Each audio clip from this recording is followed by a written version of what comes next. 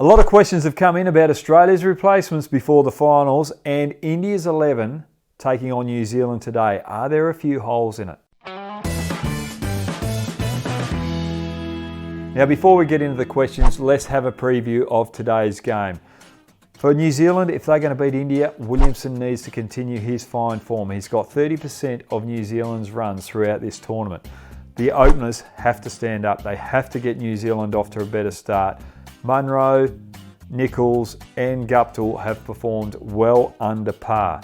Then we look at Taylor. Yes, he's got a lot of runs in this tournament, but his strike rate has to be looked at. He got runs against Bangladesh and Afghanistan at a strike rate of the mid-90s, but when it came against West Indies, England and Australia, teams that had sheer pace, his strike rate dropped down to 65.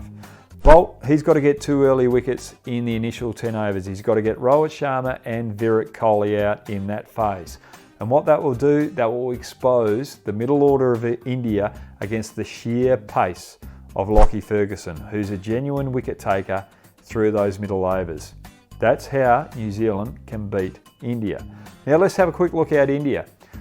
Their top 3 have made 71% of their runs. Rohit Sharma opening with Rahul and Darwin, as well as Kohli. So 3 players or 3 positions making the bulk of the runs. That looks daunting for the New Zealand bowling attack.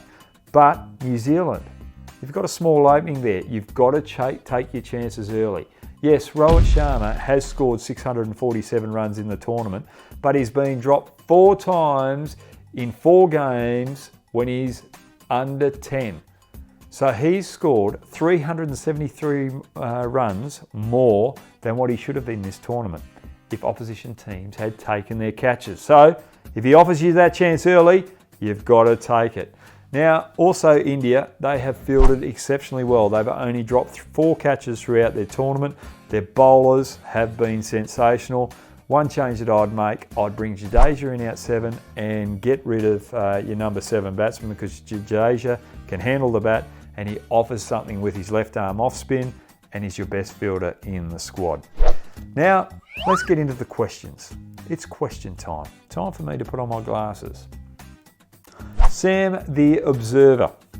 What's my view in Smith coming up to number 3 and Kerry moving up to number 4?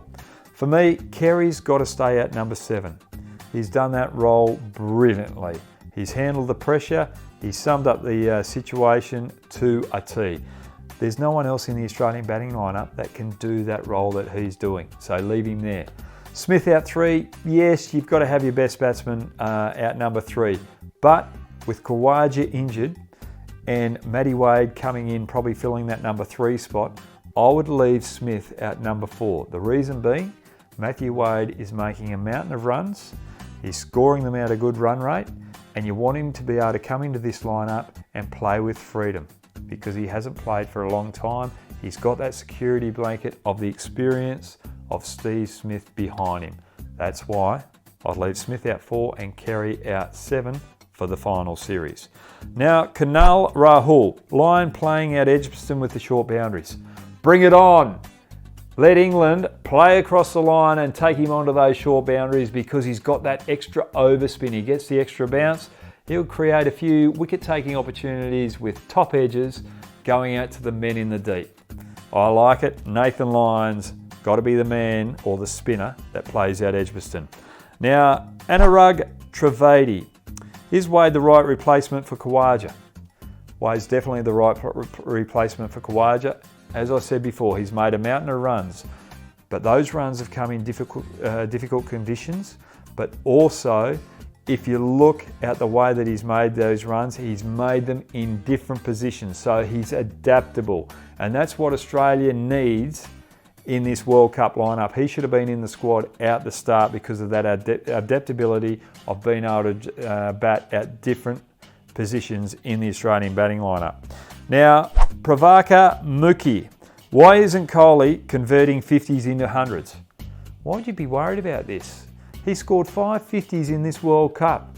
He's been consistent. Yes, you'd want him to make 100s every second innings like he normally does. He's having a bit of a lull. And if this is his lull, I'm impressed. but he's saving the big hundreds for the finals on those big stages.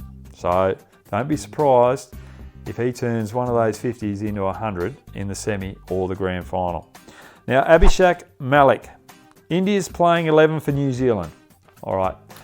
Rohit Sharma opening with Rahul. Virat Kohli out 3. Pant 4. Dhoni 5. Hardik Pandya out 6. Jadeja, the all-rounder, out 7. He adds extra bite with the off-spin. Brilliant fielder, and he can handle the bat. Then you have Bhuvneshwar, Shami, Bumrah, the 3 frontline seamers, as well as Yadav instead of Chahal as your leg spinner, finishing up that 11. They should beat New Zealand with that lineup. Now, Mohammad Advan Aslam, 2 teams for the final.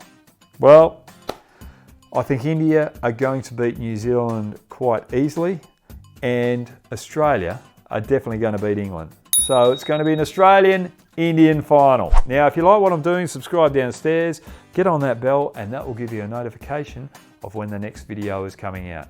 Thanks for joining me. Hope it's a great game today between India and New Zealand. I think it's going to be a close tussle, but India are going to get over the line.